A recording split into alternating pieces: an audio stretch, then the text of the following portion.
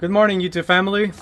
Today we have a Lamto 4K UHD dash cam with the rear camera as well. We're gonna go ahead and unbox it, show you what it all comes with, and also show you the installation process in my 2014 Honda Odyssey. Now the installation will vary, but overall they're all pretty much going to be the same. I did, however, get the bracket from Amazon to where it latches on to the actual rear view camera, but this one does come with a suction cup if you don't want to do that. I just wanted mine to be a little bit higher since the Honda Odyssey's windshield is a lot bigger, so the higher the better. I'm also going to get the Hardwire kit from Amazon as well. I'm going to attach all that, but it must be a 5 volt 2 amp 12 volt converter. But this one does come with a cigarette lighter as well, so you can go ahead and use that out of the gate. You don't have to do anything that I pretty much am doing, but this is just a personal choice. So let's go ahead and unbox it real quick and show you what this thing comes with. It's a pretty nice unit, so I'm definitely excited for this one. It's going to come with a user guide. Go ahead and unbox everything.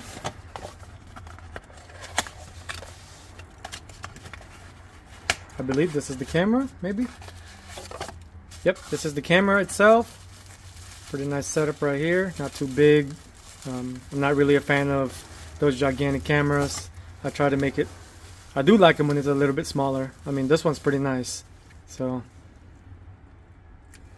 not too big, not too small, just the right size. It does have a big screen right here. So it looks like we have to scan this app, QR code, so you'd be able to view the actual camera content from your phone via 5Y or 5G Wi-Fi. So that's pretty nice addition or feature. Back then you have to take off the SD card on and off just to view whatever you have. So this one's definitely nice that you can just pretty much view everything on the go. So definitely a shout out for them for that one. Put that aside real quick. See what else it comes with.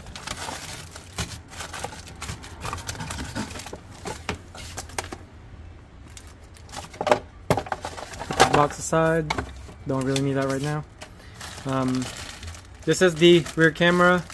This one is not 4K, however it is a 1080p, so you can maneuver it twistable to the angle that your rear view mirror or your rear glass is set up on.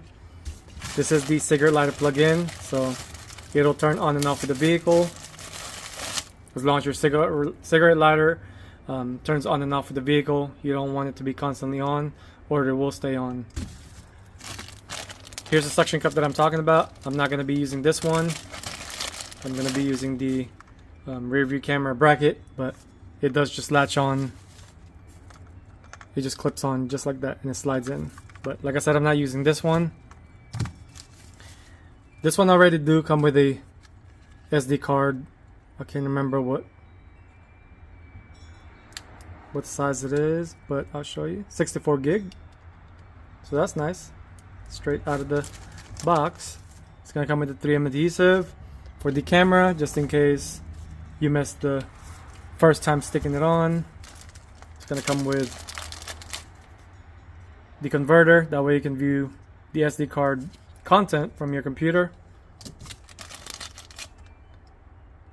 Little panel removal, or kind of like something you can use to wedge in between when you run the wire to the actual headliner. So that's another nice thing. A couple of stick-on wire holders, but we're not going to be using this. As you can see, it comes with a manual. We got to download that. This one does have the G sensor. Basically what that means is in an event you get an accident, it'll automatically detect the impact and it'll lock on that recording. So that's a pretty nice feature.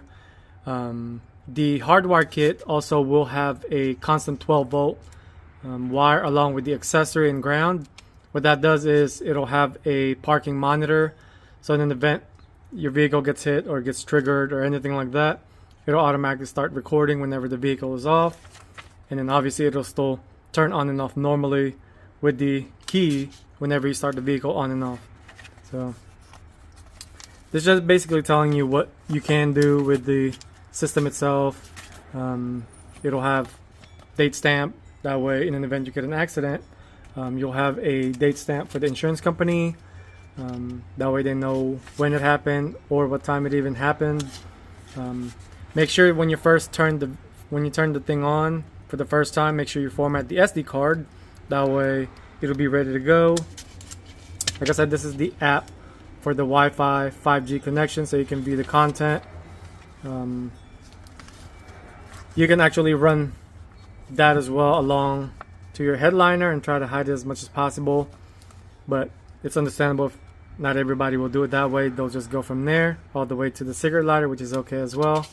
But my Hardwire is going to be kind of the similar concept, but it's going to be tapped onto the fuse box. But like I said, this one is pretty easy to install. Like I said, just plug it in, plug it to a cigarette lighter.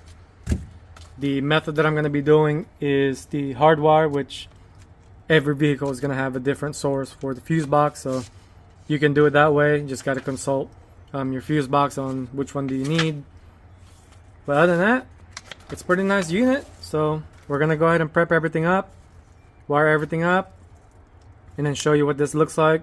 I'm also going to attach a video on the daytime so you can see the quality along with the nighttime once the video ends. So let's get to it.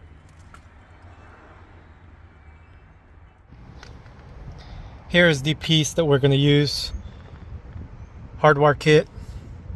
It's only going to have black and red. That's only going to be for the accessory and ground, so it's only going to work with the vehicle on and off. So I opted on the 24-hour park deal to where your vehicle is off and it actually record.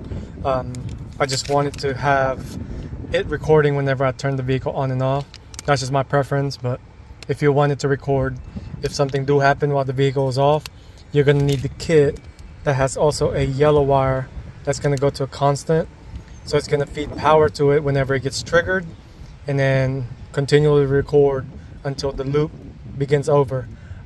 It does have a voltage low protection, so it's not going to go anything lower than 11.6. It'll just automatically shut off to prevent the battery from pretty much getting drained. So like I said, this is just my preference. Ignition only or accessory only to come on, and then just ground, and that's pretty much it.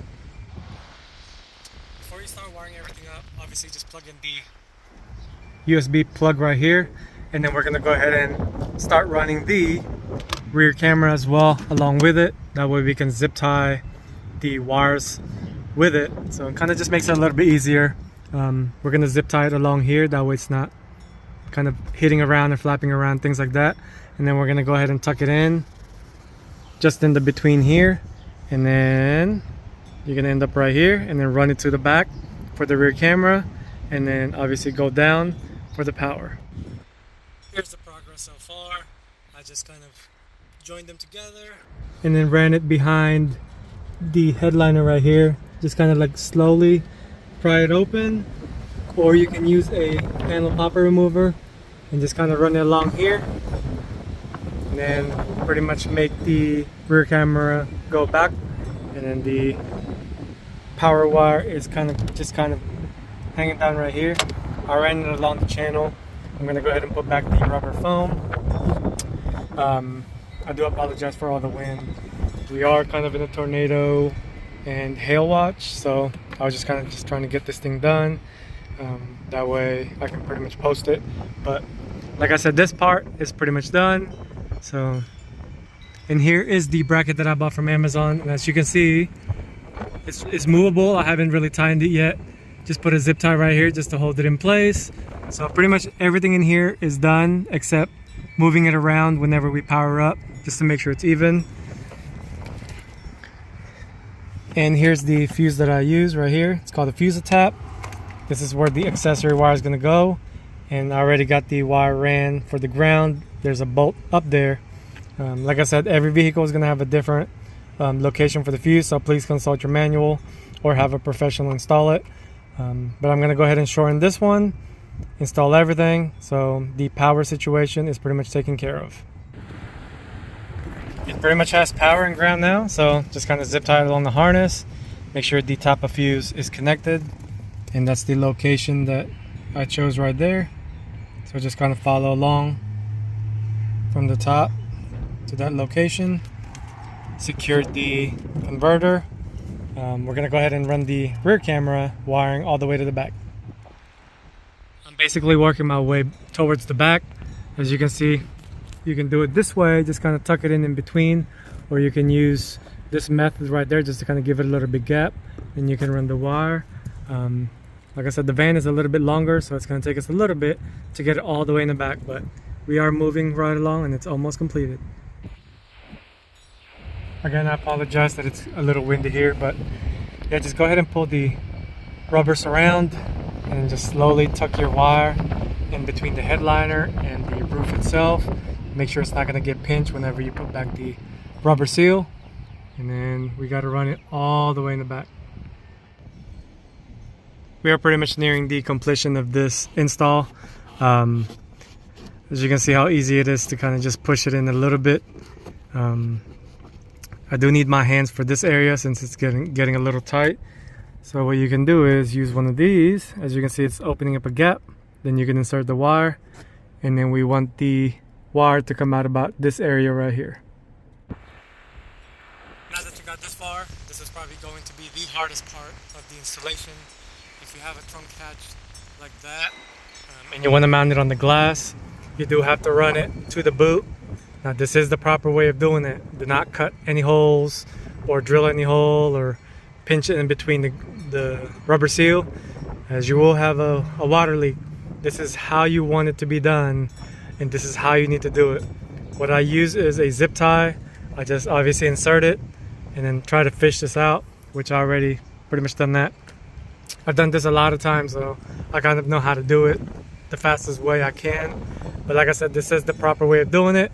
So go ahead and put everything back, and then we're gonna start mounting the rear camera to the glass. We are in the final stretch of the installation. I already got all the rubber pretty much mounted back.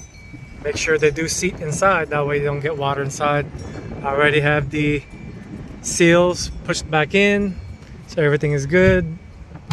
Clips all locked in, double check. I did, however, use my Dremel to just notch off a little bit of a C notch, that way the wire is gonna go right there without getting pinched. So I'll show you what that looks like. Here it is being powered for the first time. The back one I haven't sticked on yet, because I'm gonna see, this is how I always do mine. Like, I want everything to come on, that way when I stick it on I can basically see the positioning of the camera before it gets sticked on, just because I want everything to be centered. So this is my guide anytime I do a dash cam installation with the rear camera. So, but you can stick yours in before you can power it on, whichever you really want to do. But this is just kind of how to do it properly. So we're going to go ahead and take off the cover. We're going to do all that Wi-Fi stuff once I stick the back camera. As you can see, this thing is still loose because I want to be able to adjust it to the proper height, angle, and things like that. So I'm going to go ahead and mess with the camera for the back one and try to see if I could maneuver it to where it's centered.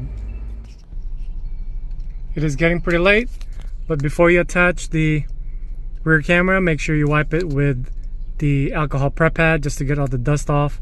That way the unit itself sticks a lot better compared to having dust, which this one does. Now, just as an FYI, if you do have tint, the quality is going to be a little bit diminished, about 20-30% depending on how dark your tint is.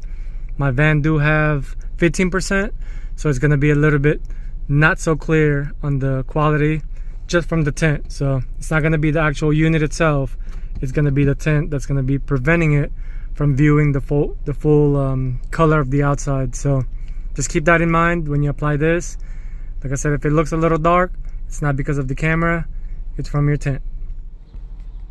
Camera is pretty much attached. Like I said, do not put it on top of the grid for the defroster. Just put it in between this opening right here, and then adjust it to where it doesn't show the grid on your view. Other than that, that's pretty much done, and that's it.